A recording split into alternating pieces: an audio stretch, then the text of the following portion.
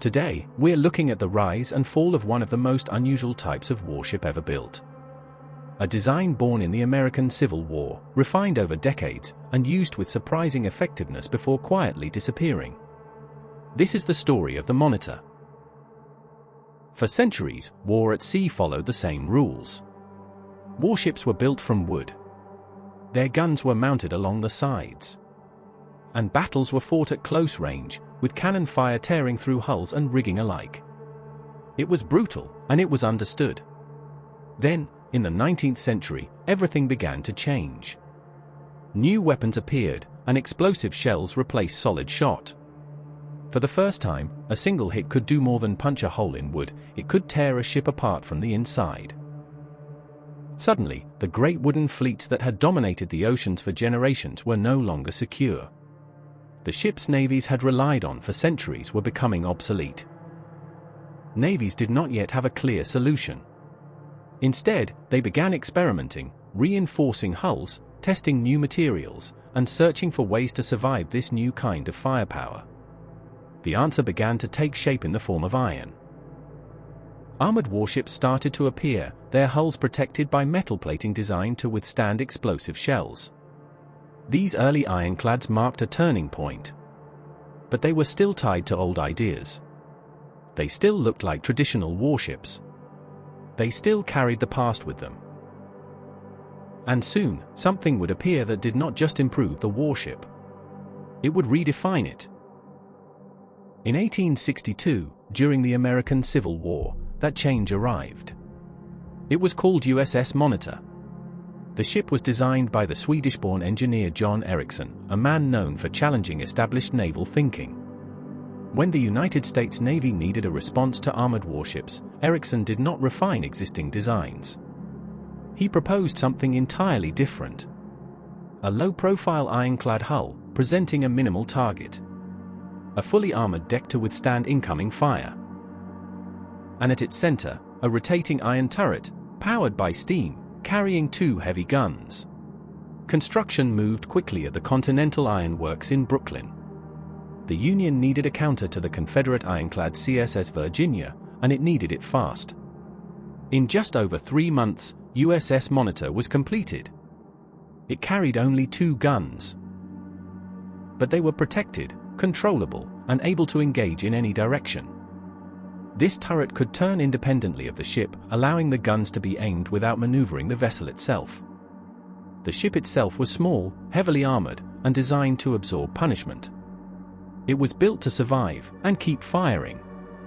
That design was tested almost immediately. At the Battle of Hampton Roads, USS Monitor faced the Confederate ironclad CSS Virginia, a ship that had already destroyed multiple Union vessels. For hours, the 2 ironclads exchanged fire at close range.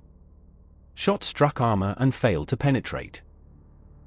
Shells detonated against iron plating instead of tearing through hulls. Neither ship was destroyed. But the result was decisive in another way. Wooden warships could no longer survive against armored opponents. And a ship built around a protected, rotating gun system could fight in a completely new way. USS Monitor was not just a response. It was proof of a new direction in naval warfare. The impact of USS Monitor did not remain confined to the American Civil War. The Royal Navy, the most powerful navy in the world at the time, began exploring turreted warships under the influence of Cowper Phipps Coles. Coles had long argued for rotating gun turrets. But until recently, the idea had struggled to gain full acceptance or traction. USS Monitor changed that. It proved that a turreted system could function in combat. Ships such as HMS Prince Albert and later conversions like HMS Royal Sovereign began to embody this new thinking. These vessels did not copy USS Monitor, they were larger, higher in the water, and adapted for different needs. But the core idea remained the same. Instead of distributing firepower along the hull, they concentrated it into a smaller number of heavily armored positions. The ship was no longer just a platform for guns. It was built around them. This shift was not immediate. And it was not without resistance. Many naval architects and officers were cautious. Traditional designs were well understood. Turret ships introduced new complexity and new risks. But the direction was clear. As armor improved and guns grew larger, the logic of protected, rotating firepower became harder to ignore. Across Europe, navies began refining and adapting the concept. Different countries took different approaches. But all were moving toward the same conclusion. The future of naval firepower would not lie in rows of guns. It would lie in fewer, heavier weapons, mounted in armored turrets, able to fire with greater control. By the late 19th and early 20th century, the Monitor had moved beyond its experimental origins. It had become a specialized, but highly effective type of warship. Navies had learned where the design worked, and where it did not. Monitors were not built for speed or long ocean voyages. They were built for one purpose: to deliver heavy, sustained firepower from protected positions close to shore. In this role, they proved extremely effective. During the First World War, the Royal Navy deployed monitors such as HMS Erebus and HMS Terror. These ships carried large-caliber guns, some originally intended for battleships. They could engage targets far inland, supporting ground operations, attacking fortified positions, delivering sustained bombardment from positions other ships could not hold. Their low profile made them harder targets. Their armor allowed them to withstand return fire. And their heavy guns gave them striking power disproportionate to their size. And even as warfare evolved, the Monitor did not disappear. During the Second World War, ships like HMS Roberts continued to serve in the same role.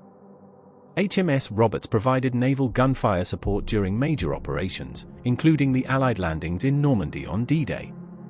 From offshore, its heavy guns bombarded German positions, helping to clear the way for troops moving inland. This was the Monitor at its most refined. Not fast, not versatile, but precise, durable, and effective in a role no other warship performed as well. They were not general-purpose warships. They were tools, designed with precision for a specific kind of warfare. The Monitor had found its place. A ship built not for dominance at sea, but for control at the edge of land and water. But the conditions that made the Monitor effective did not last. As the 20th century progressed, warfare began to change. Aircraft introduced a new dimension of attack. Ships could now be targeted from above, where monitors were least protected. At the same time, the role of naval guns began to shift.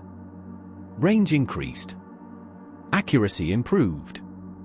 And eventually, guided weapons allowed ships to strike targets from far beyond the horizon. The advantage of the Monitor became less important. By the mid-20th century, most had been retired or lost.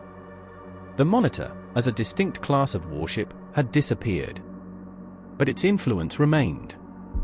The idea of concentrating heavy firepower into protected, rotating turrets became standard across major warships.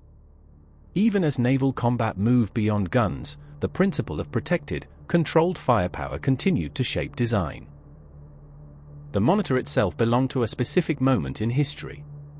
A solution to a particular set of problems. Because it was never meant to do everything. It was designed to do one thing well. And for a time, monitors did this better than anything else.